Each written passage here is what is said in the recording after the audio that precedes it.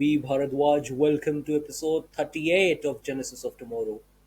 The following is going to be a conversation about quantum error correction, scientific writing and research, the PhD journey, and much more with Miss Avimita Chatterjee, a researcher and PhD candidate at the Penn State University and quantum researcher at the Stanford Research Institute. Also, folks, if you're interested in such deep science, deep tech, and in general thought provoking conversations and are able to garner even the slightest bit of value from the show, please support us by clicking the subscribe button so that we can keep improving the quality of the episodes and keep on bringing such wonderful guests over for you. And now, without any further ado, let's get right into it. Enjoy and thank you. And we're rolling now. Okay, so there are three particular segments of this particular episode that I Mhm. had in mind. First one being related to the technical stuff, quantum error correction, your field of working and everything. Second being talking about the entire PhD journey in general for somebody who's starting to maybe start with their own. Mhm. So, what all advice, what all different roadblocks, challenges that you expect them to face and how they can overcome Mhm. them. And third being in general about scientific and technical writing and research. That is Okay. primarily it. And I think let's start with the quantum error correction bit. Is it fine? Yeah, absolutely. First of all, Bhavyadev, thank you for having me. This is a great opportunity, and I think these are important things to talk about. And I'm glad that you chose me to have this conversation with. Thank you for being so kind to be on the show Of and just course, anytime, agreeing to share your perspective. anytime. But yes, starting with quantum error correction. Mhm. A very prolific or efficient way for seeing it, I feel, is maybe looking at it more than just a simple correction method, as maybe a conceptual bridge between information and physics. So, like, what is quantum error correction? So, um, so this is something that I do along with my PhD. Is that you see, I write these papers that are called for dummies papers, and those papers are written for people like me. Because I'm a dummy.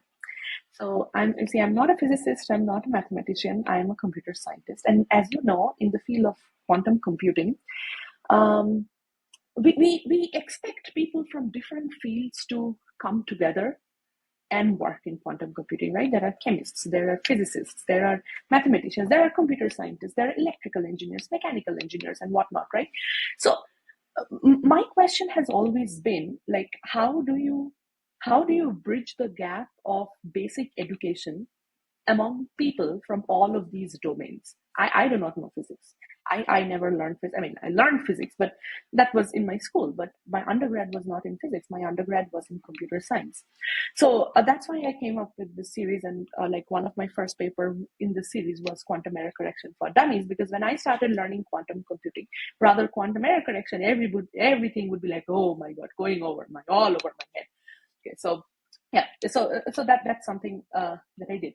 So you see, we take classical error correction for granted. So you and I, you have a computer in front of you, I have a computer in front of me, right? And anything that computes is a computer, and then there are errors in this computer, but there is also some sort of error correction that is happening behind the scenes that you and I are not being aware of. And the error correction schemes are taking care of all the errors that is happening in classical computing. So we take this error correction for granted. Unfortunately, we have not reached that stage of quantum computing where we can have pure fault tolerant quantum computer or completely error corrected quantum computers. We do have methods of error mitigation, but not error correction. So this is where error correction comes into play. So far, I have had this conversation with a lot of people, who have no idea what quantum computing is or what quantum error correction is, and a lot of people seem to get flustered at the fact that there are errors in classical computers. Um, so it's like vaccines. We don't know the errors because we have corrected the errors. So it's like that. So that's our goal. We want to reach there eventually. um, for quantum computers. And it's so when I first started working in quantum error correction, it was very difficult for me to understand the concepts. I had to take a lot of time and read papers, and there are a lot of good papers available out there, good review papers available out there. And I kind of, those were my inspirations, and which finally led me to write my own, dummies paper for people like me.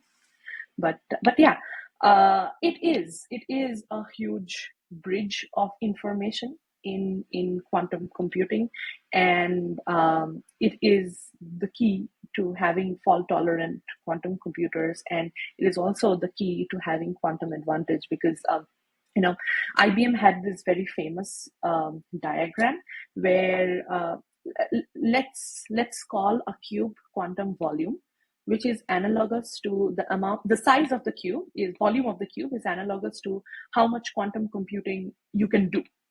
Okay, so if you increase the number of qubits, there's only minimal increase in quantum volume. The majority of that cube's volume starts increasing when you actually correct the errors. That is when you decrease the physical errors in the system. So we can add more and more qubits into the system, but that's only going to take you so much unless you start correcting the errors, right?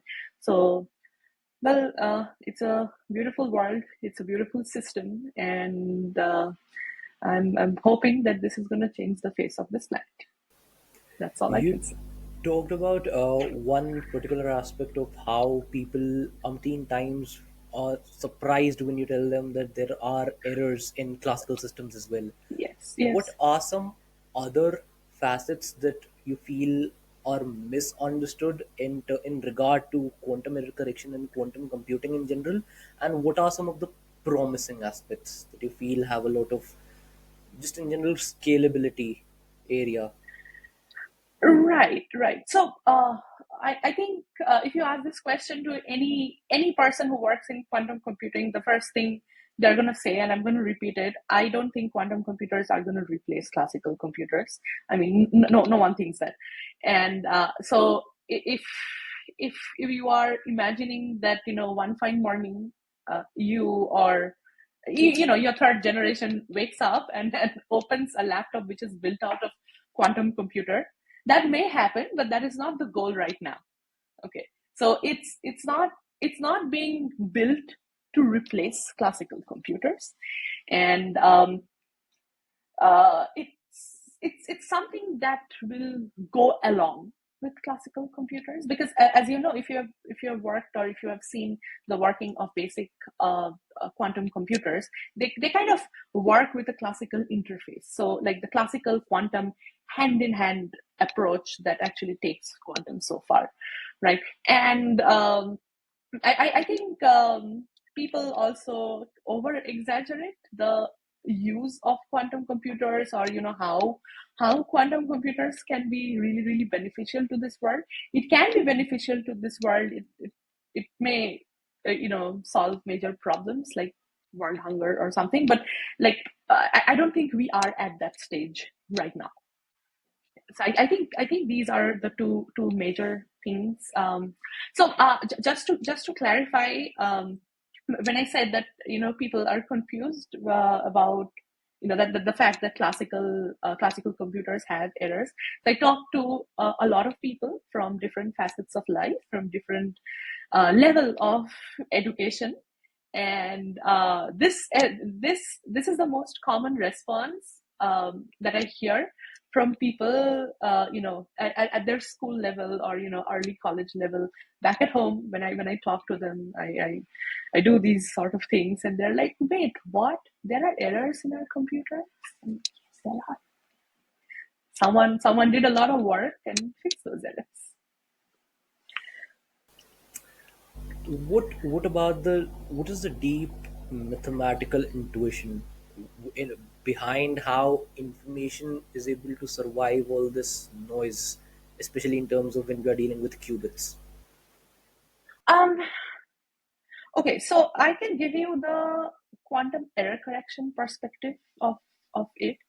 Um, so the idea of quantum error correction is based on the fact that all types of noise, there are many types of noises in quantum computer, depolarizing error, gate error, and whatnot. So the idea of quantum error correction is that all of these kinds of noise can be explicitly converted or can be explicitly um, hmm, what's that word? Can be explicitly summed up in the form of bit flip errors and phase flip errors.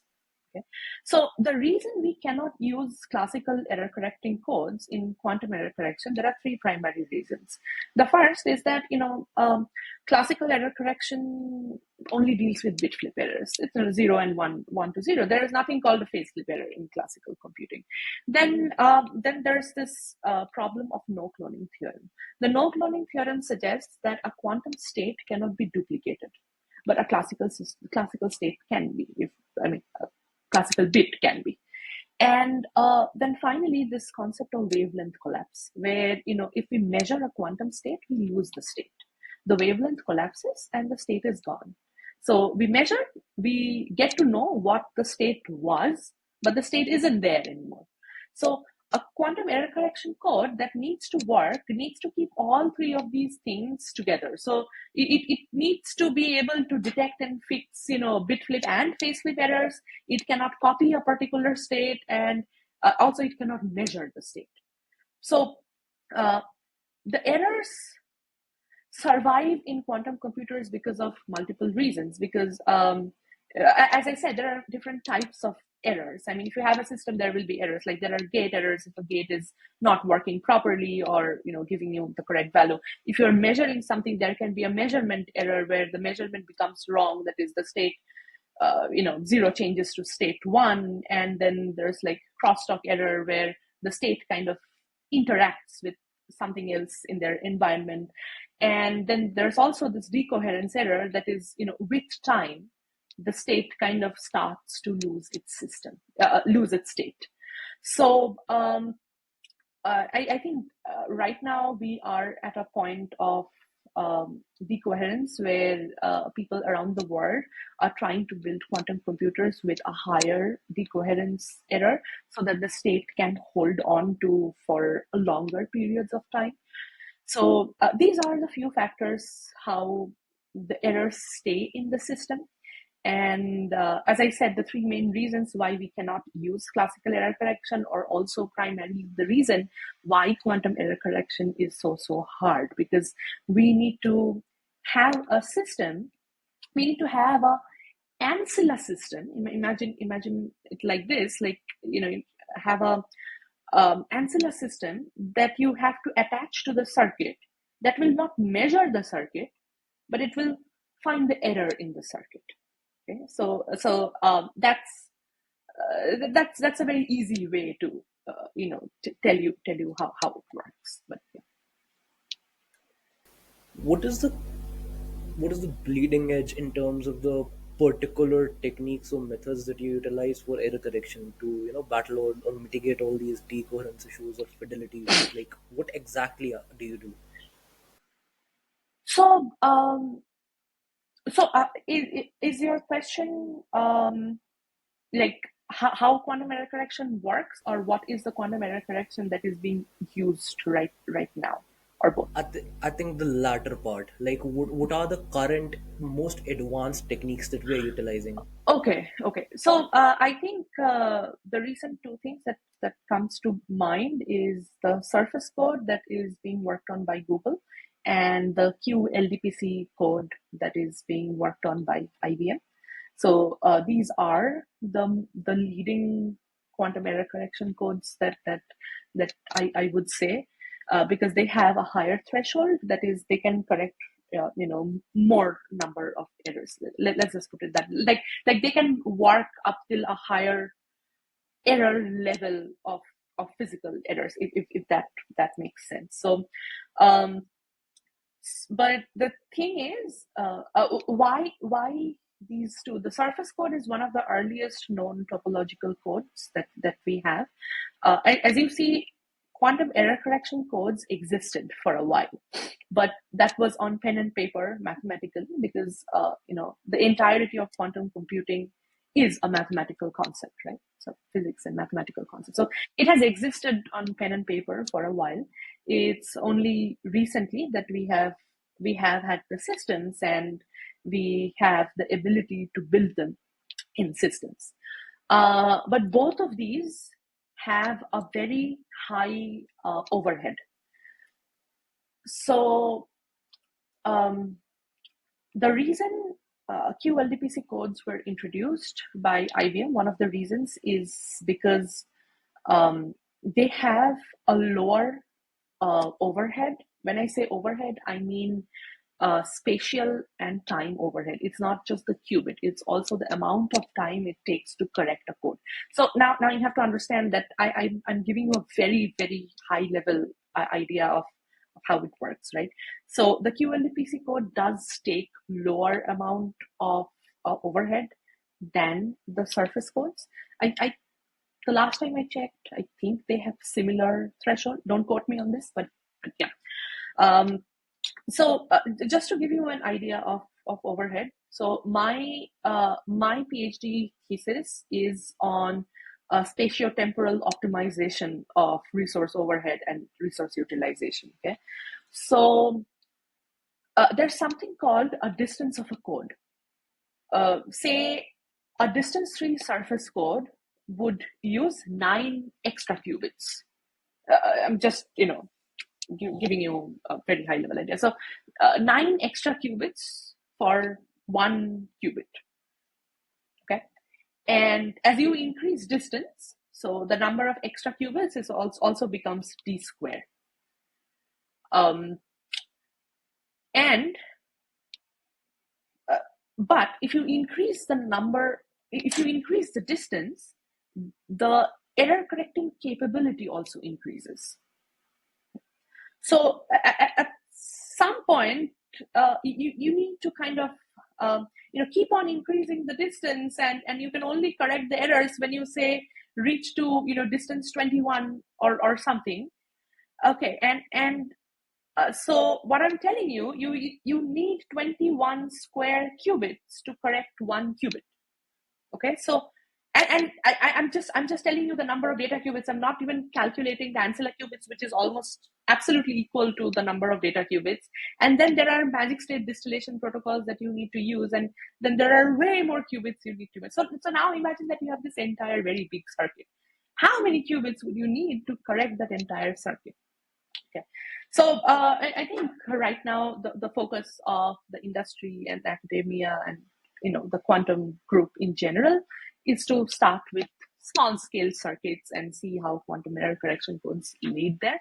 But one of the greatest reasons for quantum error correction codes to work properly is that we kind of have to tame the resource utilization or increase resources. And I think I think right now the quantum industry is tackling both the problems at the same time, from both angles, where we are trying to reduce the resource utilization of error correction codes, and we are also trying to increase the number of qubits available in the system. But yeah, the resource thing is a very, very major problem in error correction right now.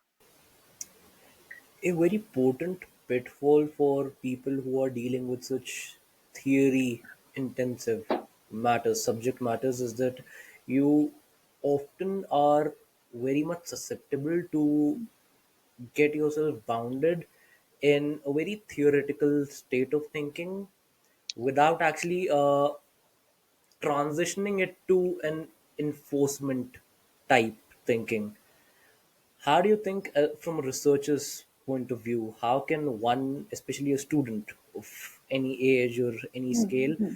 uh, make this transition from merely just understanding things at a theoretical level to maybe start at enforcing it to whatever extent they can? So I'm gonna start by um, uh, kind of breaking down the question. Okay. you see, I think the question, the way you put forward the question is an excellent question, because this is a question that a lot of people ask, a lot of people doing their PhD, a lot of people starting their PhD ask. But I think this is not the right question, because um, theory is very, very important to understand. Okay? And um, but given that we live in a system where we live in a output based society, where we are judged based on our outputs, say the quality of our papers, the number of papers, where the papers have been accepted. Forget the papers. We are judged on what grades we get on a paper. Did you get 2 out of 10, or did you get 10 out of paper? Let's not even talk about papers. Okay. But I think when we ask such questions, that how do you transition from theory to practical, we need to understand that both of them are equally important. And a person who just wants to focus on their theoretical knowledge should be able to focus just on their theoretical knowledge. And then a person who wants to focus on practicality can also focus on their practical knowledge. And then there will be someone, and or maybe these two people can come in close contact and work together. Or the third option can be a person who can focus on both things. Okay.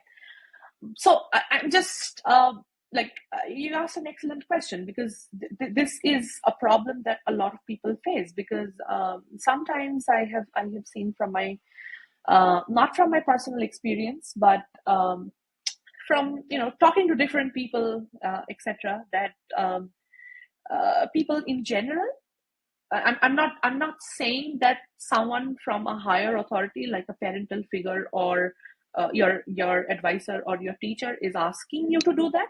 But we live in a society where we try to look at outputs, and sometimes I feel that it often leads us to not recognizing the true beauty of the subject that we are trying to study, or even you know recognizing the importance and the history and the beauty of what we are actually trying to do. And we go into this mindset that, you know what, this is not important. I should not be doing this. I'll just take this information and I will apply it to something and I'll create something. Okay, it's like so I have this friend. He cooks really well. Okay, but he's like, fast, fast, fast, fast, fast, doing everything fast, fast. I'm like, why are you doing this? I'm like, because, I don't want to waste my time. I'm cooking. I don't want to waste my time. I want to do this fast, fast, fast. And then I want to go study. And I'm like, so you think cooking is wasting of time? I mean, don't say that to a foodie. I'm a foodie. I love eating. Okay? So I always tell him that cook. It's not wasting your time. Cook, take your time. You're gonna love it. If you take the time to cook, when you eat that food, you're gonna love it more. Okay. Anyhow, that's a funny example, but that's my perspective. That if you want to learn theory, you should be able to do that without consequences. But that's not how the real world works. So, to answer your question, in a real world, I think from a PhD student's perspective, it depends on what you want to do. It depends on the balance that only you can find in your study. But a good point that I do is that sometimes you read, and then you're like lost. I do not know enough. I do not know enough. This questions keep on hitting you. Like how do I know that I know enough to do something? So something that I do to stop myself, because otherwise earlier I would just go into this spiral that, you know what, I know A, but I need to know B to do something useful, and then I need to know C to do something useful, and then it never stops. It's an unending cycle.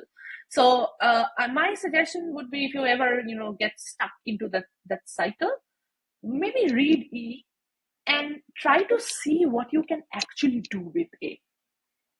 Okay, like read a part, you have understood that part, try to see what you can actually do with it before moving on to the next. So when you do a practical, you read a theory and then you do a practical, you get a better idea of, okay, with my capabilities plus my theoretical knowledge, with just a amount of theory will lead to this amount of practical information. Okay, now let's add a little bit more. Let's see if I can expand my horizon and add on to it. So I think this is a very good way of stopping the cycle of, do I know enough? Do I know enough? Do I know enough? Because this is a cycle, I guarantee you, everyone, it doesn't have to be, researchers or PhD students. It's just like, school students who are going to sit for their, final exams or class tests, even they go through this cycle. Like, do I know enough? Have I studied enough? Have I read enough? I think giving yourself a little bit of test, after reading something, like, can I do this? How much can I do after reading a particular chapter or after understanding a particular theory? In this case, I think that might be a good tip to break the cycle. That's how I did it. I hope I'm making sense. You are. I think the very wonderful part about this entire thing is that even though we live in an output based society, to some extent or the other, we can maybe decide what that particular output can be in terms of Exactly. maybe instead of prioritizing your grades as the benchmark output, how about I start prioritizing the 10 assignments that I'm self testing myself upon just to make sure if I'm understanding the particular knowledge better. Or maybe if I'm too much excited about just learning stuff, how about I start my own personal blog where I try explaining those stuff to translate that knowledge. Primarily just taking these mini projects. I mean, that was one thing that was beneficial to me personally.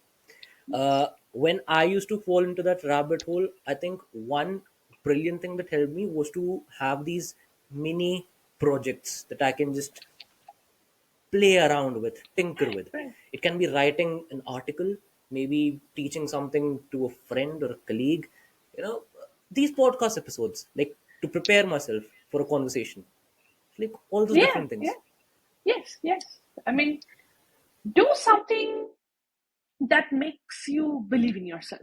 Like, it can be a bit different, and do something once in a while that makes you happy. Do something once in a while that gives you the confidence to live in life, to live in society. Because the world is beautiful, but life can often become very challenging and very hard, and it can all happen very soon. So once in a while, giving yourself something that can boost your confidence, giving yourself something that you really enjoy, giving yourself something that you can obsess over and be happy about it, is good. I remember, when I was young, I hated history. And the thing is, if you talk to most students, I'm from India, so I'm just going to focus on my country and the people I have talked to in my country. So if you talk to people, students, children, young people in India, they're not going to say, I hate history. Okay, and then I grew up, and now I feel, what kind of a crazy person hates history? Like, why was I never taught, or why was I not being able to understand what I am reading, the the importance of what I'm reading, the human growth, the human tyranny, the horrible things, the good things, the magical things that have happened over time. And I grew up to be a person who loves history. Okay, I love it. I absolutely love it. I keep on watching documentaries. I read a lot. You can see I read a lot. Okay, and I keep on thinking myself that, wow, only if I had understood the importance of what I was reading back then. But people grow up and things change in their lives. But unfortunately, that is not the how the real world works. For young people, it is still a grade based society where you go to school, you take a test, and if you don't get 10 out of 10, you're in trouble, right? So yeah, to them, I would just like to say that it's okay, and you know sometimes take a break, and sometimes give yourself certain things that you can enjoy, and you can boost your confidence. So, Uh, One other topic that I was talking about similar matters with a friend of mine a few years older than me, and he told me this wonderful thing about developing or cultivating this taste in regard to choosing your problems, and particularly pertaining to research problems. How does, because there comes a point in every young person's life where they are just interested in a plethora of things, right? You see this, you're like, oh my god, that's fascinating. You see that, that is interesting as well. I'm excited for three different things. But how do I choose a research problem that I can stick with for long enough to try to maybe go really deep down at trying to understand that? ha, aha. So, um, so, if you're lucky enough in life where, uh, you have hit the jackpot and you have three different fields in your mind, and you know that you're capable of working on three different things at the same time. If you have the bandwidth, do three things at the time. But and none of us have the bandwidth to do that. Okay, so talk to people. So in life, in academia, in research, communication is key. You know what? Let me rephrase that. Effective communication is key. Okay, so you talk to people who have been in the same boat as you, and I have a feeling that throughout our conversation today, I am going to bring out this term over and over again: effective communication, and talk to people. Because if you find opinions, take opinions from people, talk to your advisor, talk to friends who have been in the same situation, talk to seniors from your lab, talk to other people who are not even like close to your university, who have been in the same situation. Talk to people who are similar to you, who think similarly to you, you know and talk to people who know you, talk to your friends, keep your friends close, right? And take an informed decision. Now, you see, I believe something that my mother always used to say when I grow up, that no decision is wrong when you take it. Because at the time when you take the decision, you thought about it, it's an informed decision, and you took that decision. And now, eventually down the road, that decision can, put you in trouble, put you in jail, who knows? But at the time when you took the decision, it was the right decision. So no decision is ever wrong. So the best a student, the best a researcher or a PhD candidate can best do is take an informed decision. Okay, but I have many ideas, and I am trying to do all of them at the same time. Will probably lead you to trouble if you do not understand your bandwidth, understand yourself, understand your capabilities. We often go into this cycle because that's how we have been taught that more effort leads to more achievements, but that's not always true. A person needs to understand how much effort is even feasible for me. Like, can I work 20 hours a day? Maybe not. Can I work 18 hours a day? Maybe not. But say I'm a person who can only work 8 hours a day, and if I start pushing myself and imagining that, okay, you know what, if I just sit in my table and just sit there for 24 hours a day, I will achieve more things. That is in most of the cases not true. Understand your limitations. Your limitations will um, give you the limit. It's called limitations. It will give you the limit till which you can be most productive. I'm not saying not to work on your limitations. I am saying that know your limitations right now, and because knowing, like, your if you make a pros and cons list on a piece of paper to take an informed decision, your limitations should be the first point there. That's my point. Yeah. So I don't have a direct answer to your question. Like how do you choose if you have one, two, three? How do you choose? Imagining so see, if I have one, two, three, and I know that I cannot do one and three, so I go for two. That's an easy choice. But that's not what I'm talking about here. If you have one, two, three, and you can do all three of them, which one do you choose? That's the point of this conversation, right? So my only suggestion would be make an informed decision. And but people often, when we talk about informed decision, people often make the pros and cons list based on the project. But it's very important to consider who is going to be doing the project. I think people often miss that part. Taking it a bit further, for somebody who wants to go down the path of research and eventually wants to get into doing a PhD, what are things that you do not really see coming, which invariably you'll have to go through challenges, pros and cons alike, which are understated in general? Everything. Okay. Okay.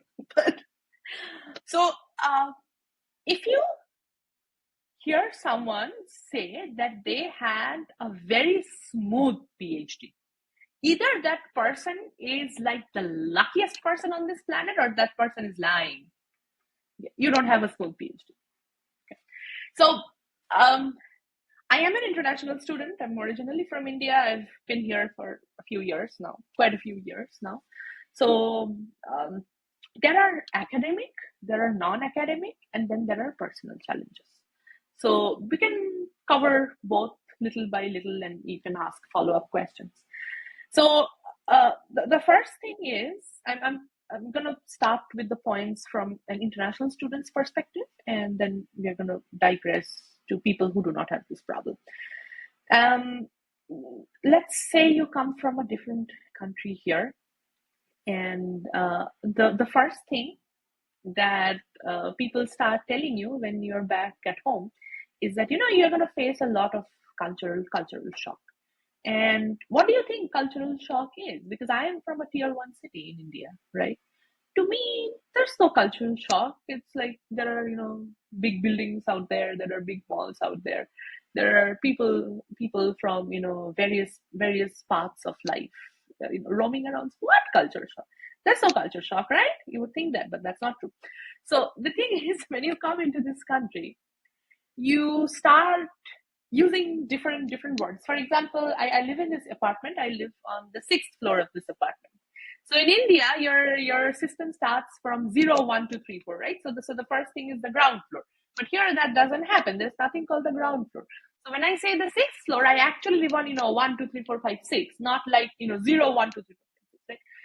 You have to learn to drive on the different side of the road, and you have to learn a different vocabulary. You have to change how you spell gray, right? So and these are very little, very tiny changes. These are very tiny changes if you just look at them one at a time. But then essentially a person has to change their entire life. Essentially a person has to change how they live, right? Like, where do you go to buy a light bulb? And you bring in the light bulb, and it's a different, okay, this is how you start learning these things. And you come into this country, or any country for that matter. You have to kind of learn to live in that country's, or in that culture's system. I'm not saying you have to change your culture. I'm not saying that you have to change the language you speak in or how you live at home.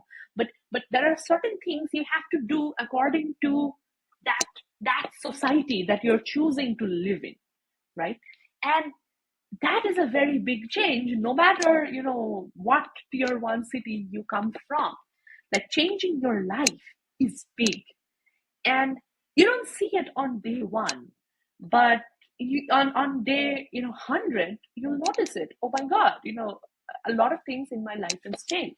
The type of food you eat, the type of people you mingle with, the type of places where you go to buy things. When I first hear, and I think a lot of people do that when international students come here, they start, converting dollar to INR in their head. And if you keep on doing that, you will die of not eating. You will never be able to buy anything in your life if you keep on doing that. Okay. So I say these are the little things, and but these things add up. Mostly because as an international student, when you go to any country, you are not like a citizen of that country, like you're international. So there are certain rules and regulations that you have to follow in coordinates with your university and the government. So you have certain documents you have to you know keep, and there are certain regulations that you have to maintain. Like, for example, we have something like the number of credit courses that we can take. So per semester we have to register for 12 credits of courses. We cannot drop out 9 or 12, depending on the university. Different universities have different regulations. We cannot just drop a course, because if we drop a course, we like it becomes a problem as an international student. Okay, so these are, so when you come here, there's this information bombarding that you have to face. There's this huge amount of information that's just thrown at you, and you have to remember this. You have to do this. You have to always maintain the checklist, and it is on you to remember. You can always ask for help. You can always ask people. There are designated people in the universities, and they're very, very helpful. I think, shout out to them, because they are the reason the international students are alive here. But it's still on you to know when to ask for help. You see where I'm going with this, right? Like, you can ask for help, so that's easy. But remembering, okay, you know what, this is something that I might have to check in with someone before I take a decision. Okay, so with this huge level of information bombarding, and this cultural changing that you're slowly going through, even if your life is not hard, life is hard, and you don't even notice it because things are changing at the back of your head, right? And I will say this again and again today: keep your friends close, make great friends, because if you are here, your friends are your families, and they are the one who will stick with you. They are the one who will cook for you when you're sick. They are the one who will take you to the hospital when you fall sick. So keep your friends close, um, make good friends, and the friends you make here will stay there for life. So yeah, these are the some background problems that, I wouldn't say problems, I would say changes, background changes that I think people often fail to consider, because I mean they don't really have a benchmark to consider these, right? So it's like not their fault. But honestly, I don't think even knowing these will help per se, because until you put yourself in this situation, you as a person do not really know how to react to it. But I think it's good to know that you will kind of face these challenges or changes in your life over time when you come here. And I think this is the least considered thing when people choose to come to an international country to study. Another thing is, I really believe imposter syndrome is a big part of who you eventually become, because at one point or another throughout your journey, you are bound to feel or go through moments where you just feel that, okay, maybe I'm really out of the league right now. And I really do also believe it is bound to manifest a little more differently for international students, right? Where you are suddenly put up in this new environment, facing all these new challenges, changes, like you said. How do you go on to fight this imposter syndrome while you're feeling it, or deal with it? Oh, I am an idiot every day. I tell myself I'm an idiot every day. Everyone who knows me, I'll be like, oh my God, I'm such an idiot. I know nothing. My PhD thesis is so bad. My papers are so bad. My papers will never get accepted. Oh my God, what will happen to me? And this doesn't happen, once in a while. This happens every day. So I am yet to meet a PhD candidate, be it international or not, who does not go through this. I think everyone feels that all of their papers are bad and everything is bad. Everything is bad. But I feel that too. I do not know how to get over from this because I haven't.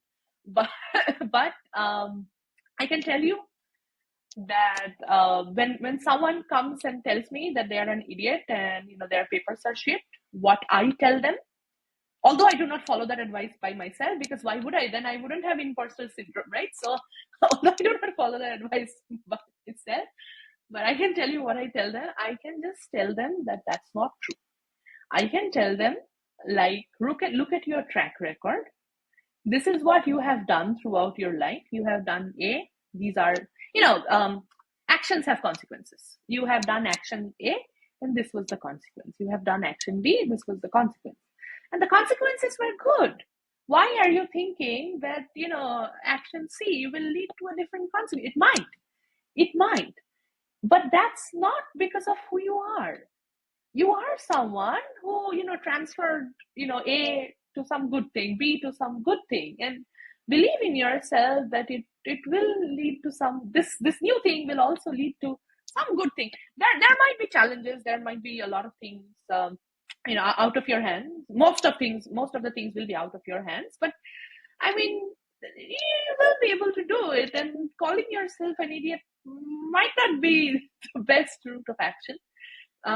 Something that I was joking around here and I was kidding around, but something that I would like to mention, that sometimes the imposter syndrome can really, really, lower your confidence level, and that is where you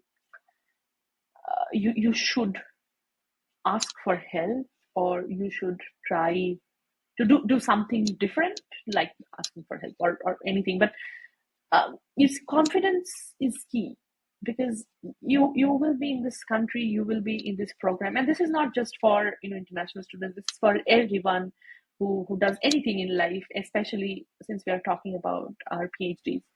Um, we work so hard, and we hold all of our papers very close to our heart. Okay, we hold all of our results very close to our heart, and we submit this papers are bound to get rejected, and we also take those rejections to heart. We take the acceptances to heart, we take the rejections to heart. And sometimes when papers get rejected, and we can start to feel like that, I'm not good enough, these papers are not good enough. Maybe they're not, but that doesn't mean that they will not be good enough tomorrow. But once your confidence takes the hit, that's when you start to spiral. That's a different kind of a spiral. When your confidence takes the hit, you lose your ability to fight, and that can be disastrous for anyone. You see, something that I believe in, life is hard, and sometimes, not sometimes, most of the times, you are put in front of very, very scary situations, like very scary situations, and you will be scared, but you kind of have to move forward in life, and that's courage. But when your confidence takes the hit, you kind of lose that courage, and that's not good, because you as a student, if you have worked so hard, you deserve great things in life. You deserve you know everything that you want in life, and somewhere deep down you should always believe that you deserve the good things that you have always wanted for yourself. So this is how I think about it. This is how I wake up every day in the morning, and when I'm super criticizing myself, I tell myself that it's okay. I'll criticize myself. I'll do better, but that doesn't mean that I don't deserve the good things. that I should deserve. That's my point. So if you are in a position, to all the students, I would say this, that if you are in a position where you feel that you are over criticizing yourself, and you or anyone in your life, friends, family, teacher, advisor, anyone has put you in a situation where you feel like you're not good enough, you feel like you cannot make anything work, you cannot make anything possible, ask for help, reach out for help. Because sadly, if you do not reach out for help, even if someone wants to help, you will not know how to help or to even help for that matter. So if you want help, if you want to get out of this situation, you have to ask for help. I think being vulnerable enough to ask for help, especially when you are a researcher, a scientist, who inherently there is an expectation from to be smart, right? You are supposed to be the smart people in the room. It Yes. it it umpteen times becomes an hindrance where you're like, how do I tell this person, or maybe ask from somebody, that I'm really dealing with this tough situation here, because I think that I really am not smart enough to deal with this particular situation. When everybody there, my identity is that I'm the smart guy, right? In the friend group, in the family, my parents go on talking about me, my daughter, my son, they're a scientist, they're a researcher. How do you deal with that? I'll give you an example. Okay. So I have a horrible sense of direction. I have been living in state college for 4.5 years now, or something, and I still cannot drive without a map. And one day when I think there was some sort of outage and AT&T lost their service, and then there was no internet on my phone. And I was driving inside the campus. I got lost inside the campus in midday. Okay, I got lost because I'm like sitting in the middle of the road with cars behind me honking, and I'm like, I don't know where to go. I don't know. Okay. So and then one day I was walking on the street, and we with some people, some acquaintances, and we were supposed to go to a particular place. And I inherently started walking in the opposite direction because that's like me. And my friends know this, but these people, I was walking with, they didn't, and they're like, "Oh my god, you are so smart. How can you just like not understand direction and just walk in the opposite way? You are so smart." And I'm like, I am smart, but what does that have to do with my direction sense? Come on, okay, do better. I'm smart. That doesn't mean I have to have a direction sense like a rat. but but then yeah. So this is an example, and I think people face this on a regular basis, and as you said that this also leads you to become less vulnerable and puts you in a position that if I ask this, what will be the consequences of my question, right? That was your inherent question, like, and you start fearing the consequences, and you never ask that question, or you never ask for help because you start fearing the consequences. And especially, and now although this applies to all students, but I'm just going to put a point forward for international students. That's because we live here without our family, right? So when we first arrive here, we do not know who's our friends, who's our enemy. We live in this world, we are alone here. We do not know who to reach out to. And even if we live in this world of technology where we can just pick up a phone and call, I can call my mother and I ask for help, like, there's no guarantee they will actually understand the problem that I'm dealing with, because I am living in this whole new world that they are completely unaware about, right? So this is a very big problem. And especially if you have life isn't fair, right? If you have dealt with unfair consequences of your choices previously in your past, you start asking these questions more and more, right? You type an email and you check every word in that email like, oh my god, I'm writing this email. If I write one word wrong, there might be serious consequences. And you start thinking this, and you fall into that loop. And what point do you stop? At what point do you realize that you need help? For me, um, I think I was in a similar situation where I started spiraling and obsessing over every little thing that I'm trying to do. I think a friend, not a friend, but someone told me that it was my birthday, and I was nitpicking over some things, and I was just obsessing over it. And then it's like, Amrita, this is your birthday. You should be able to enjoy your birthday without being anxious. And that's the point that hit me, that I need help. Okay? And I asked for help. So I don't think I have a very good answer to your questions. This is a very big problem. But at what point do you decide to be vulnerable enough to ask for help?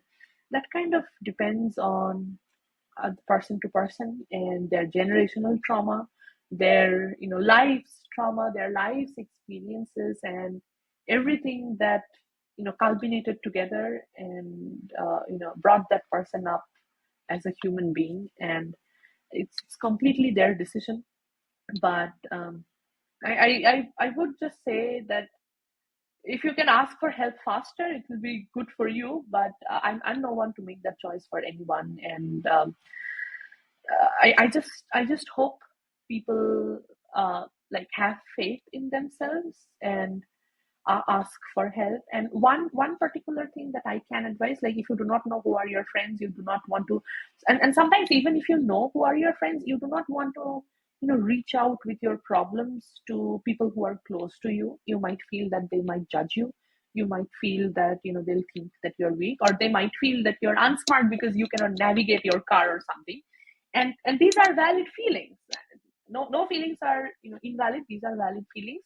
In that case, and if you realize that you need help, it might be worth considering asking for help someone out of your circle, maybe a professional, maybe a therapist, or maybe someone who doesn't know you at all. So that might help.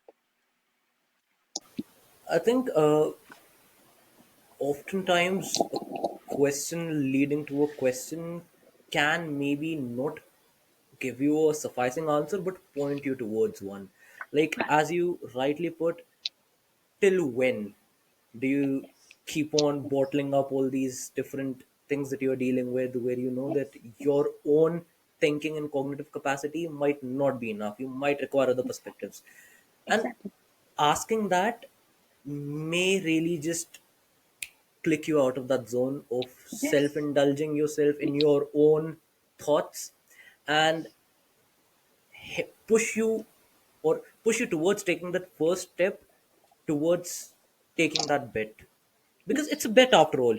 You do not know if you might share something with some person. You do not know, there may be a good consequences and aftermath, there may not be. Yes. But what still demands from you in that particular situation where you're already cornered is to just take a bet for Yes. any possibility to get yourself out of that particular position. Absolutely. That's very well put. I think better than me, but yeah, that's very well put. And that really leads me towards the direction of navigating the subtleties of academia. Like, there's one particular this, with everything there's a side which is the vanguard of humanity's advancement, working together, all these collaborative ideas. People are just throwing ideas at the wall, throwing things at the wall, collaborating, just working Yeah. together, Yeah. all the beautiful stuff. But then there's the other part of it where you talk about the how cutthroat the world of academia is. How does one who's getting into this world for the first time, knowing nothing directly with first-hand experience, from first-hand experience, how do they navigate the politics and subtleties of the world of academia? Right. So here's the thing: PhD will always be hard, even if you are in the you know rightest of your circumstances. I know it's not a word, but put it in rightest of the circumstances, the perfect circumstances, your PhD will still be hard. Okay? Because it's a PhD. You are working, you're thinking of something new, brilliant ideas, as you said, collaboration, and you're working hard and so many things. Isn't that good? But that's a good thing. That's what we want. We want every other background circumstances to be perfect so that we can actually focus on the hard things that really matter. Let my PhD be hard, but my PhD should be hard, not my background circumstances. That's what we want.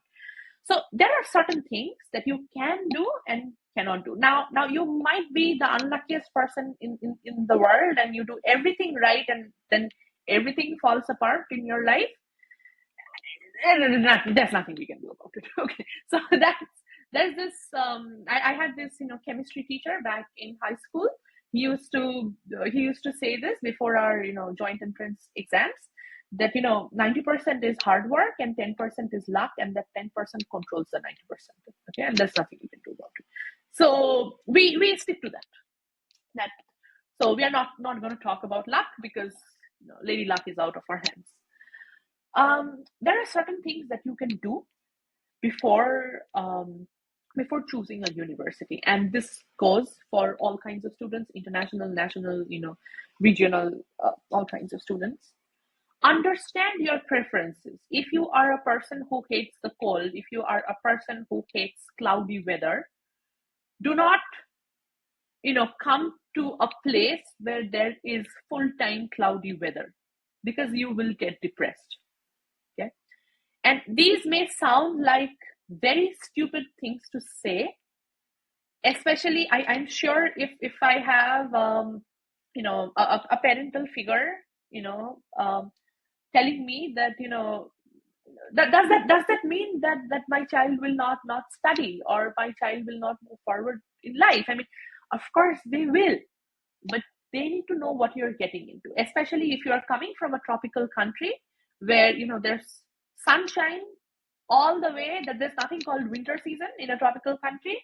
You should understand what it means to live in a place where there's no sunshine. That's really hard. That's very hard. If it's snowing all day outside and there's no sunshine, it's very, very cloudy, it can get really hard. You wake up, and then if you're coming to the US for the first time, winters have really small days. Okay, so if you are someone who wakes up late in the morning, like me, this is a problem that I faced when I first came into the country. I kind of work, like, I do work the mornings. I do wake up in the mornings, but I prefer waking up a little bit late and continuing till the night. And when I was young, when I first came into this country, my sleep schedule was a lot worse. So now I'm kind of in my routine. I wake up in the morning, go to sleep like any other person. But so during those time, I would wake up, at noon, and then I work till night. And then I would wake up in noon. There's the sun outside, and at 4 p.m. in 4 hours, the sun is gone. Okay, and I think that kind of makes you feel that your entire day is gone and you have accomplished nothing. Okay? I'm not saying that you should not come to a country where these things happen, because then you cannot go anywhere. But be aware of this. That's my point. Okay. Now, these are the environmental things. If you are coming to the US specifically, this country does not have the best transportation system. If you are in a place where there is a university, there will be bus services, but the bus services can only take you so far. Like on Sundays, the bus services will probably not run. On holidays or the summer, the bus services probably will not run. Eventually, you will have to buy a car. Okay, or you need to know someone who has a car because your life cannot be just home lab. Your life cannot be that. You need to socialize. Okay, so in some places the bus service is good enough that you can socialize. In some places the bus service is not good enough, you can socialize. So you might have to buy a car. Okay, so keep these things in mind. And now, the other things, choosing an advisor, I think choosing an advisor or choosing a lab is the most important part of your PhD. People say the most important part of your PhD is your research and your thesis. It's not. It's the person or the group of people you're choosing to work with. 5 years, an average PhD takes 5 years. Let's talk about 5 years only. 5 years is a long, long time. A lot of things can happen in your life in 5 years. A lot. Good things, bad things, worse things. A lot of things can, your life can change in 5 years. You need someone who understands that. You need someone who has your back through that. Okay. So, advisor advisee relationship is something that goes hand in hand. You support your advisor supports you. You Your best bet is to choose a lab which is led by a nice person, according to you, your definition of a nice person.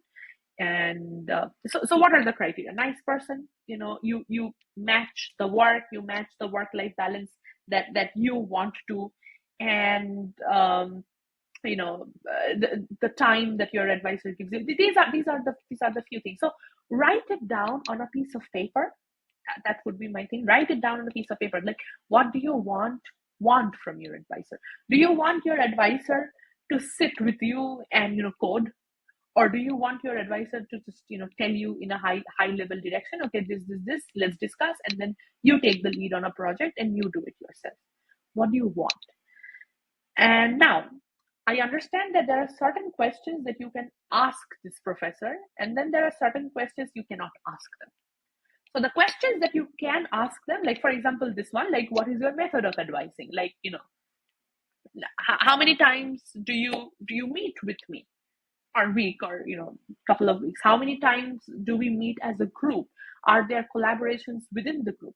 The work related questions, or how you prefer to work, these are the questions that you can ask your advisor before joining that lab. Ask them. Okay.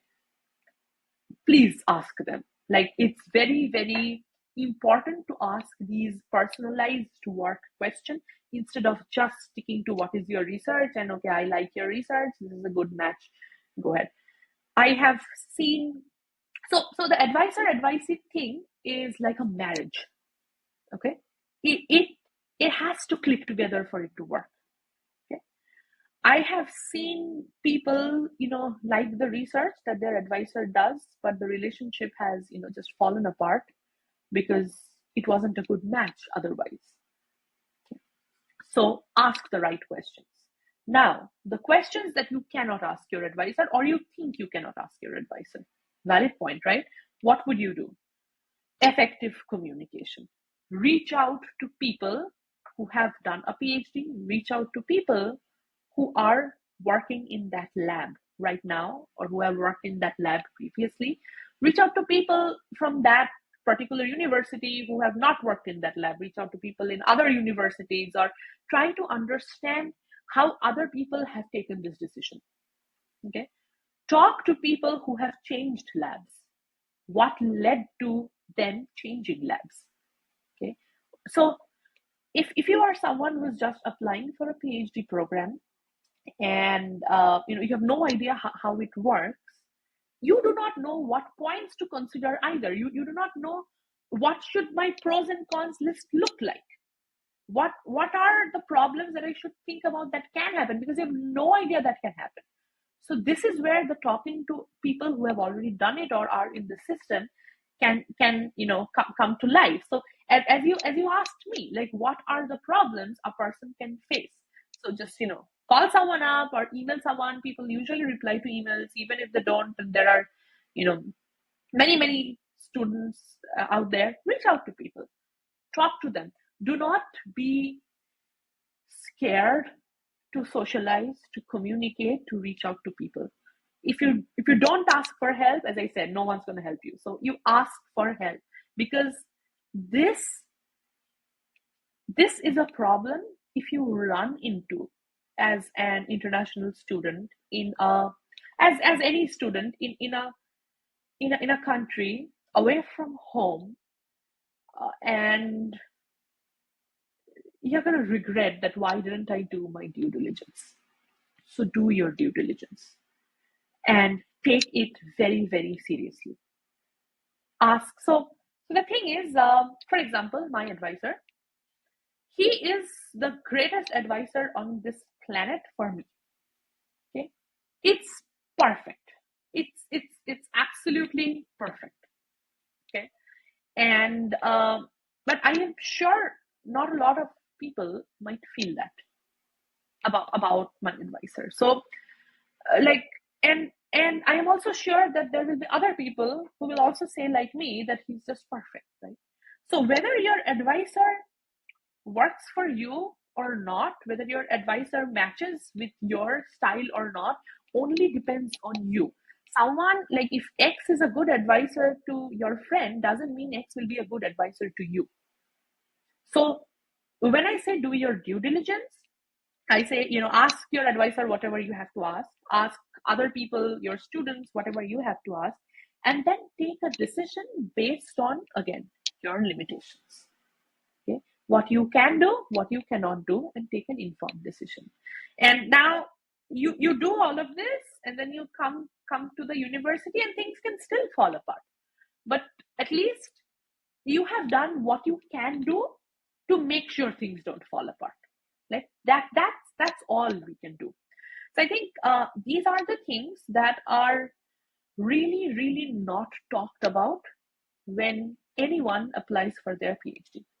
And because, again, we are thought to be very smart people. We can navigate every situation on this planet, right? We can solve world hunger, and we can, solve everything on this planet. And but that's not the case. And I like, whenever you're editing the video or something, please feel free to put out my email ID out there, because I am happy to answer such questions if anyone reaches out to me. Sorry, a lot of students do reach out to me while in their PhD programs, and I have heard and of pretty sad things that goes on, where a student is in a situation, in a unnavigatable situation, and that is not because of anyone's fault. That's just because the marriage didn't work, just to put it. So try your best. That's my advice to everyone, that try your best to avoid that situation. If you are in that situation, there are multiple ways to navigate out through that situation.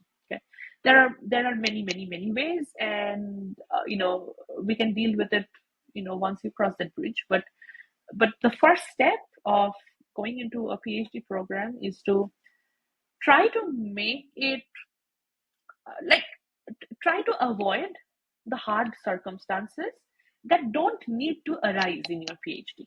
You're already going to have a hard time doing your PhD, like rejections, and then multiple rejections, and then multiple rejections, and then you're going to have a hard time doing your PhD because your code will not run, and then you will be stuck in a scenario where your deadline is in 2 weeks, but you know that your results will not be ready in 2 weeks, and then you have to write a paper.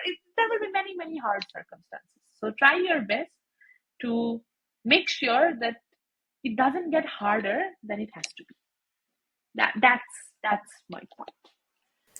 A little while back, we were talking about the entire thing about with the output-based society.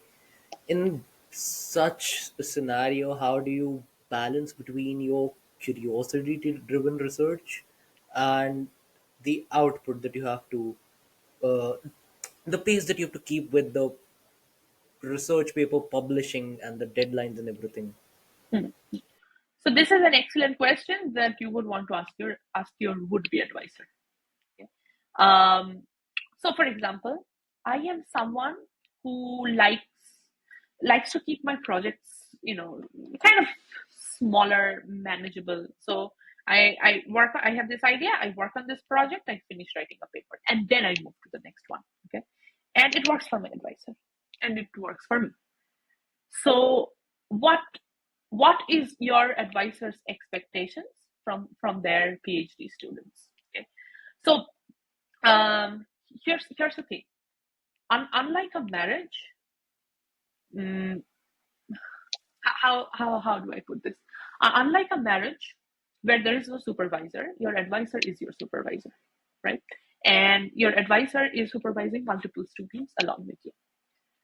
It's very unlikely that uh, you, as a particular student, will be able to change how your advisor works, because that's not feasible and that's not possible. And your advisor comes, a professor comes with a lot of experiences, and they should stick to their experiences. So that is why it's important to find the lab that aligns with your needs. So the question that you asked, right? So like as you asked me, we live in an output based society, right? So ask your advisor what is his requirement for a PhD? How many papers does he need? Do these papers need to get published somewhere before you can graduate, or before you can progress with your PhD? How many papers do you need a year? How many journal publications? How many how many what is it called, conference publications? And I'm only talking about STEM fields or engineering fields. I know that there are some fields out there where maybe you don't even need a paper. So what is the definition of output for that advisor? That's the question. Like, how how does that advisor, how does that person advises you to ensure a particular output? So these are the questions.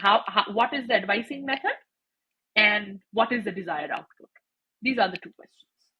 And then you kind of again have to take the best guess, and you have to take a leap of faith after a point, because you see, just like in a marriage, you cannot ask your advisor or all the students in the lab a lifetime worth of questions. That's not possible. You cannot ask them a lifetime worth of questions. So but what you want to know is how that person is answering your questions, or how that person navigates through problems, a general idea, so that you can decide for yourself whether this person will be a right fit for me.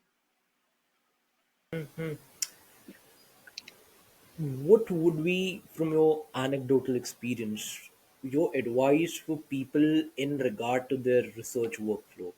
Like, surely there would be, it would vary for person to person, and think there would be a lot of subjective factors that would come into play. But ideally speaking, what are few things that can help anybody to just smoothen out or maybe make their entire research process, the workflow, a tad bit more prolific and efficient? Read read papers. You will, unless like you are an absolute genius, which in my case I'm not, it's very unlikely that you will come up with a very new idea to solve without reading papers. Read papers, read on the current research, what the companies are doing, what different people are doing, like state of the art things, like what is happening around the world. Because let's say you're an absolute genius and you come up with an idea without reading a paper. Unless you read, you wouldn't even know whether that idea has been solved by someone else. And then you would work on that idea and waste your time, and then you submit the paper and someone says, okay, you know what, this has already been done.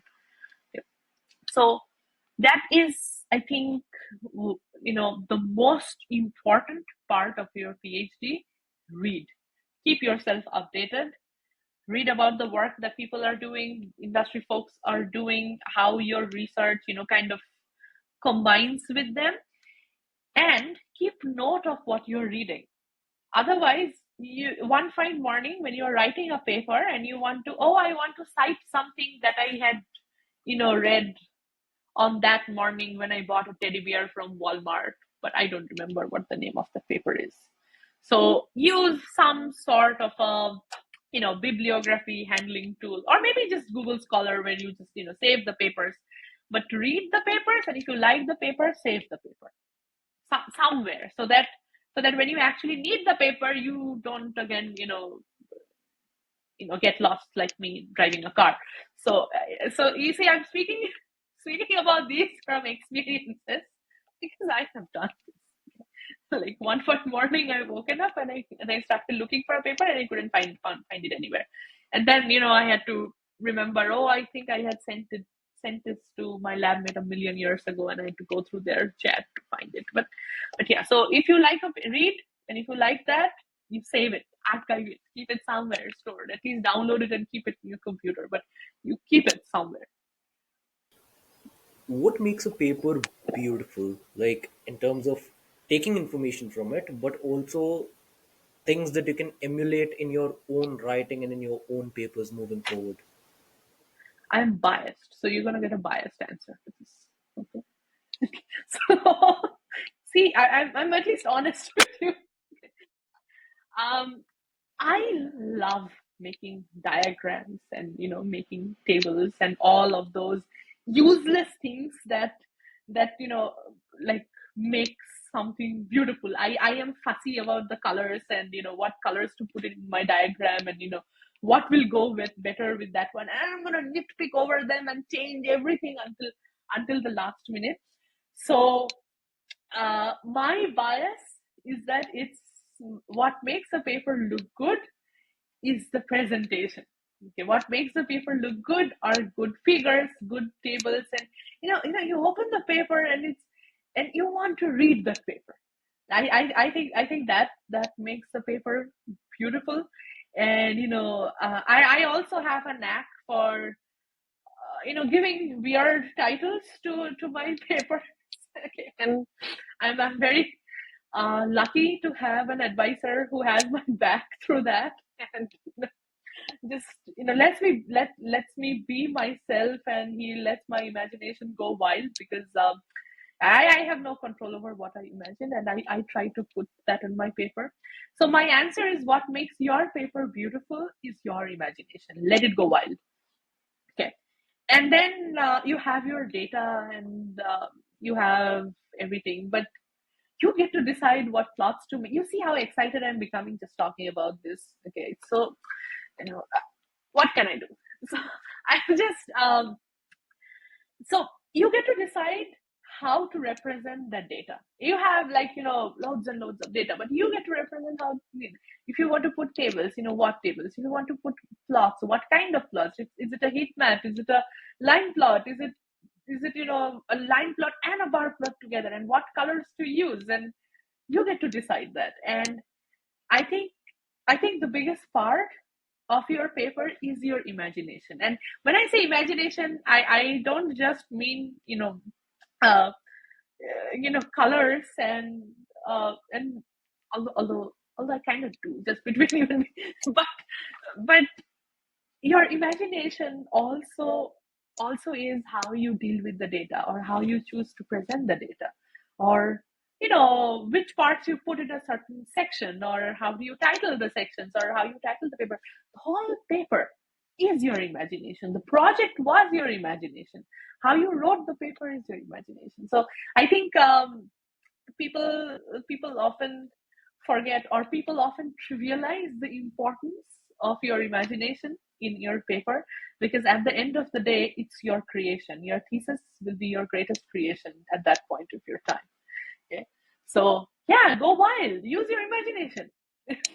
And as long as you have all the data correctly presented, and you have written everything concisely, and you've made it beautiful, you have done a great work. And I think every time someone has finished writing a paper, not accepted, okay, you have just finished writing a paper, I think that itself deserves a celebration, because that has taken months and maybe years of effort.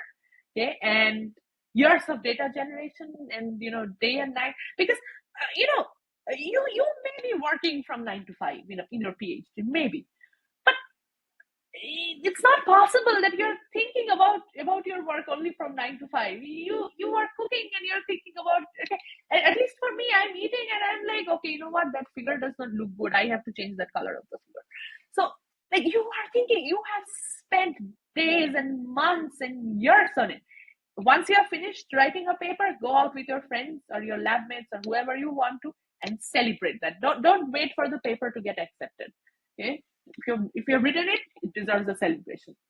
So, one advice I can give about writing paper, barring all the things, all the biased things that I just said, is that when you submit a paper for review, reviewers do have a lot on their plate, and if you want a reviewer to actually read through the entirety of the paper, that should happen, but sometimes it may not happen. Assume that it's not going to happen and write the paper.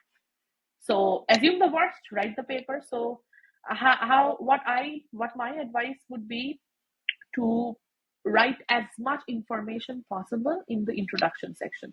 So if you look at my paper, how I put my introduction is that you have an introduction, and then inside the introduction you have three subsections. You have the motivation behind the project. You have contributions of the project, like just contribution, and the paper structure. So I think the motivation and the contributions should summarize your entire paper, kind of, so that be kind to the reviewers, right? They have like a million things to do with a million papers to review, and if you can put everything together in a couple of pages, then at least the reviewer will know what that person is going to read in the next papers. Put the highlight motivations and put the highlight contributions, and then keep your sections as is, and go wild. Yeah. Another thing is about how people can feel compelled to learn new skills, technical or otherwise, which is a Mm, good thing, surely. mm, But sometimes it can turn into just continuously stacking up stuff without giving much thought to how that would align to your vision or your goal or your objective. mm. Now, nothing goes in vain in terms of learning. It'll surely Of help you course, of contribute to course. you in the future, but maybe taking a little bit more pragmatic approach in terms of the present circumstances that you Mhm. are into. How do you build your research toolkit of sorts so that you are able to maybe prioritize better what particular stack of skills that you need to develop at this point in time? Mm. Right. So I I am a person. I'm a very organized person. Okay, almost, let's say, obsessive level organized person. But this helps me a lot with my research and maintaining deadline. So one thing that I can suggest is that know the deadline and say. So usually, how conferences work is that you have a deadline to submit the abstract of the paper, and then you have a week more to submit the paper. Okay?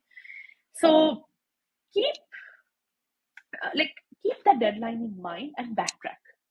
And and again, don't backtrack like, okay, you know what, my friend wrote a paper in 5 days, that means I can write a paper in 5 days. Don't do that to yourself. I know that your schooling system and your parents and your teachers have ingrained that inside your head, that if someone else's son can do it in 5 days, why can't you do it in 5 days? Don't do that, because that will be very, very unhelpful. Okay. So make a routine, or backtrack, or anything that is temporal, anything that is time related. Do it according to your pace. Plan it according to your pace. Something that you can achieve. If you feel that you can only achieve writing one paragraph a day, that's okay. Just plan according to it. Okay. So backtrack from the deadline. You know, I don't know if there are like 100 paragraphs in a paper. Just saying random things. If there are 100 paragraphs in a paper, so you need 100 days to write the paper, right? So okay, and that's okay. Just plan for it. Okay.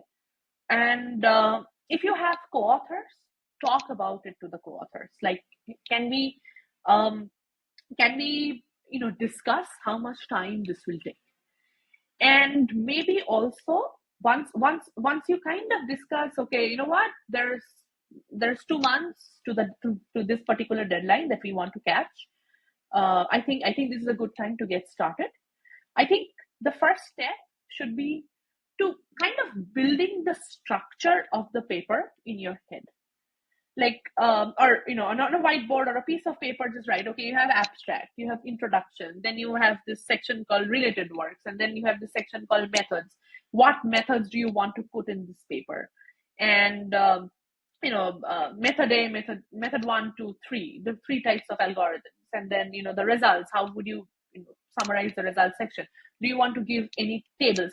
Not the particular, not the exact things that you want to put in the paper, but more or less the skeleton of the paper. Because what happens, and this is a very common thing, is that you keep on running experiments. You keep on running experiments. Okay, like maybe I'll do this, maybe I'll do that, and then something else comes to your head, and you start doing the experiments. And by the time you reach to your deadline, you are like, okay, I have a lot of results, I have a lot of experiments done, but I don't know how to bring all of it together. So I think a better approach is to decide what you want to put in the paper, and then you go about running your experiments. Or if not experiments, then I understand that experiments can take a lot of time, but at least how to calibrate your results, or how to bring your results together, whichever works for you depending on the field that you're working in. Right now, if now something that you also need to focus on. Now this is a problem for someone like me. I am so structured, I plan everything out in my life, and plans fall apart, which they always do. And then I'm moping down in my lap, okay, and because I'm sad because I made a plan and the plan fell apart, right? So this is a very important point to consider, that if you have a structure in your head about a paper, and you're running experiments, you're going to discuss something with your advisor or your co-authors or your colleagues in the lab, and that structure is going to break, and then you have to remake the structure again and again. Okay, but I still feel that having the structure, and then like then kind of planning your data and your analysis and your representations of diagrams and plots around that structure will save you a lot of time. So that would be my general advice of how to go about with this, because it's actually a very slippery slope. I've seen people, I've just going in circles, working on experiments over and over again, and not being able to summarize the whole thing in time, and then it becomes a hassle at the end. And so something else that I want to add. So if someone's like me, I I I don't like to keep things for the last minute, because that gives me a lot of anxiety. A lot of people do that, and that's okay. But understand what you want to do and what you can handle. Like, for example, I think if I keep something for the last minute, I will not do a very good job at it. I will probably, mess it up, because I'll be very anxious that I meet the deadline. So I try not to keep things until the last minute. I like, you know, maybe I'll finish it a day before and I'll submit things. So that depends on who you are. If you're someone who can, work excellently at the last minute, that's great. But just again, know your limitations. That's my. Towards sort of the climax of the conversation, I Mhm. think it would be sensational to ask you how to get your big break in the field of research and science and tech in general. But like, I'd maybe tweak it a little. How do you make sure that you are prepared enough, even though you never can really, but like to whatever extent, whenever that big break presents itself, whenever that opportunity presents itself, you are sufficiently prepared in terms of your confidence, your skill set, and your ability. I think I think it's an excellent question that you asked, because I think I'm going to say something here, and I think the idea of having a big break is very misleading. Okay. And I think if a person or if a society in general just strives for something that they think as a big break, I think they'll probably never have a big break. Or because the term big break is very subjective. Like, what is a big break, right? So I have seen people think that I want to do something really great in my PhD, and they will. I'm sure they will. Okay, but that doesn't mean that if you do something that is not big break according to you, it's not worth it. It is, because you never know. As you said before, right? Like, no education, no learning goes to waste. So even let's call them small breaks. Big breaks and small breaks. So even if you do something that's small break according to you, you're still learning. You're still learning. You're still accumulating knowledge. You're still accumulating experience.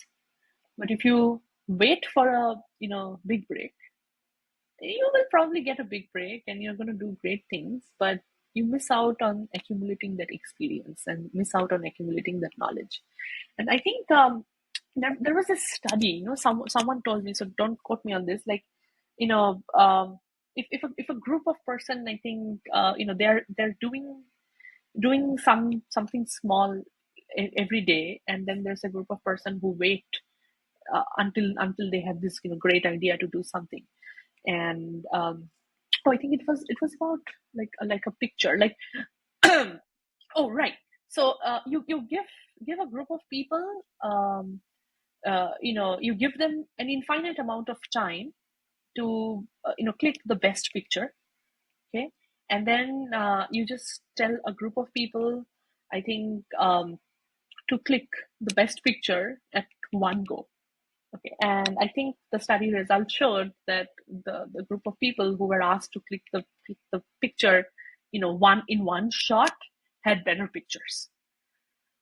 Okay, so anyhow, that's kind of digressing. But my point is, look at your research in this way. That this is very dear to your heart. You're putting a lot of effort into this. Every break is a big break in some way. In a person's head, an idea of big break is, I don't know, E equals to MC squared. Okay? But if you're doing something that you regard as a small break, you might just be getting a big break in learning how to make diagrams, or you might just be making a big break in learning how to write a paper, or advising someone, or something else. Because we are think out of the box, and when I say think out of the box, I don't just mean for your ideas, because you're already doing that. You are great. When I say think out of the box, I mean, think out of the box to satisfy yourself. Every small break, every break is a big break. Do it, work hard. That's the only thing that you can do. Know your limitations, gather all the information, take informed choices, and work hard. There is no alternative to working hard. Don't wait for a big break, because who knows, you start acquiring these small things, and that might together leads to a big break. No one knows the future, no one can predict the future, no one knows what's going to happen tomorrow. Enjoy every part of your process. The more you wait for the big break, the more anxious you get, the more you go into this cycle. Will I ever have a big break? Will I ever have a big break? And with that, you're probably just missing out on the experience of research, how beautiful this whole thing is. Enjoy your research, enjoy your PhD program. Because if everything goes well, and again, if you're not the unluckiest planet on this on this planet, this is a beautiful journey, and it's worth making. So I think we focused a lot on things that can happen, things, how to make it easier, and it will be hard. We focused a lot on those things, but I would like to say that I have faced so many challenges in my PhD, right? And if you ask me, was it worth it? I'm like, absolutely, right? This is beautiful. It's a beautiful journey. You are creating something of your own. Your thesis will be your greatest creation for that particular time. And then, so enjoy it. Even if there are challenges, face those challenges. Work through life. It's just part of life. Big breaks, you know, I believe in something that, and it says that the best things in life often happen when you least expect it, or you know, the best things happen in life when you don't plan them. You plan them, and the consequences of those plans are hardly according to what you planned. And who knows, you might just have a big break eventually when you are least expecting it, or when you're planning it. The more you try to plan this, the more anxious you become, the more you try to lose it. So my suggestion would be to treat every break as a big break. Be proud of yourself every step of the way, because this is a hard journey. And if you are taking that journey, if you're taking this journey, I mean, I don't know, how can you be not proud of yourself? Because this is a hard journey. Be proud of yourself every damn time. Every day you wake up and you are doing something big break worthy. Give yourself that credit. Be happy, be confident, love your work, and I think you're gonna get a big break, or something that you believe a big break is. That is indeed some pragmatically profound advice for anybody, I believe. There's Thank this final question, the segment you. that I like to do with each and every guest on the show. Mhm. What would be your word to humanity at large? You know, um, I don't know if you watch Doctor Who, but I am a big fan of Doctor Who. My word to humanity at large would be kind. That's all.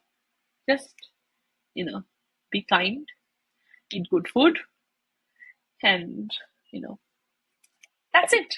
Be happy. Avimita, I really appreciate you for this entire conversation, for all the different things that you talked about, for all the perspectives that you shared. And yes, I really appreciate you. Thank you. Thank you so very much for doing this. Thank you, thank you. I do too. Thank you for having me here. It was a nice conversation, because usually you don't get platforms to talk about these things, and I have always had one-on-one conversations with people regarding this. But it's nice to know that even if this helps one person who is not in my contact list, I would be happy. I'll also most certainly put down your socials and your mail ID and everything in the description Yes, of the video, yes, right? please, yes, please. Thank you so very much again. Thank you, thank you. Okay, so